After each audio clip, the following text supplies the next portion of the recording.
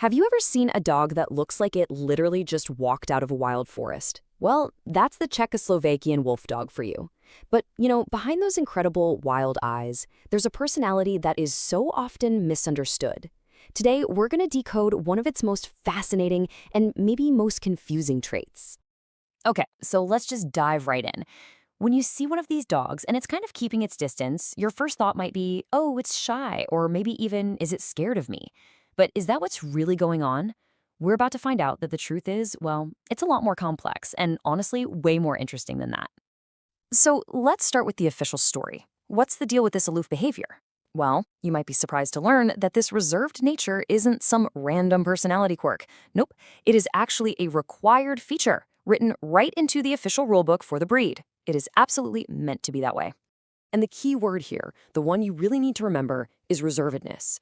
See, this isn't about being scared at all. It's about being naturally cautious, being intentionally distrustful of people it doesn't know. You could almost think of it less like a bug and more like a built-in security feature. It's just a core part of who this animal is. And this is where it gets really interesting, right? Look at the difference. Natural caution, that's smart. It's a strategic evaluation of a situation from a safe distance. It's a pure survival instinct. Pathological fear, on the other hand, that's just emotional panic. It's a behavioral problem, a desire to run and hide. The wolf dog, it operates with that deep, instinctual caution. So where does this deep-seated caution even come from? Well, to understand the dog, you absolutely have to understand the wolf. This trait isn't something it just picked up. It's a direct inheritance from its very recent ancestor, the Carpathian wolf. And here it is. This is the key to the whole thing. When a Czechoslovakian Wolfdog reacts to something new, it's not thinking like your neighbor's golden retriever. No way. Its brain is basically running on ancient software that's been fine-tuned for survival in the wild for thousands of years. Its reactions are wolf reactions, simple as that. So what does that actually look like in real life? Well, a wolf dog isn't just going to bound up to a stranger. It's going to hang back. It'll watch, it'll analyze. It notices every little thing, every tiny change in its surroundings.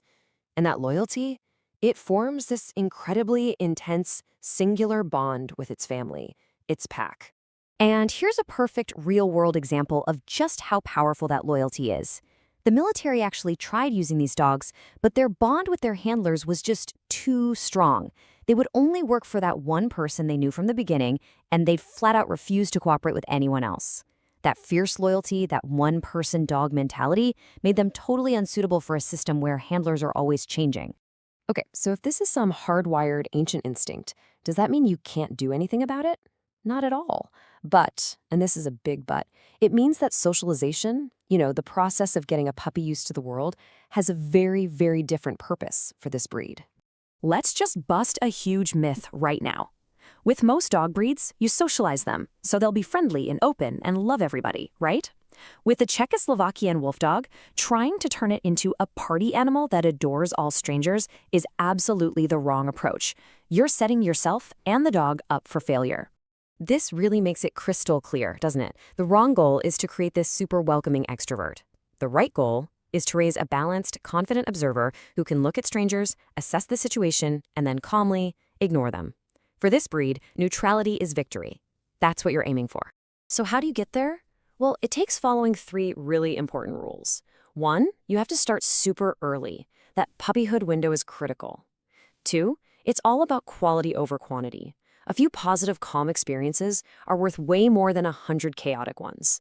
And 3, and this might be the most important, you can never, ever force them to interact. Let the dog decide. If you force contact, you risk turning that natural caution into genuine fear, and that's the last thing you want. So now, let's look at the incredible payoff.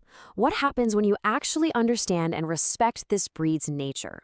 Well, you get a dog that truly lives in 2 completely different social worlds. Its behavior transforms depending on which world it's in at that moment. And this just perfectly illustrates that split. To the outside world, to strangers, this dog is distrustful, aloof, maybe even ignoring you completely.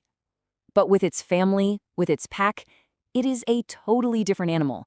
We're talking extremely loyal, deeply devoted, playful, and incredibly affectionate. It saves its true self for the very few it truly trusts. So yeah, it becomes pretty clear, right? This isn't a dog you just get because it has that stunning, wild look.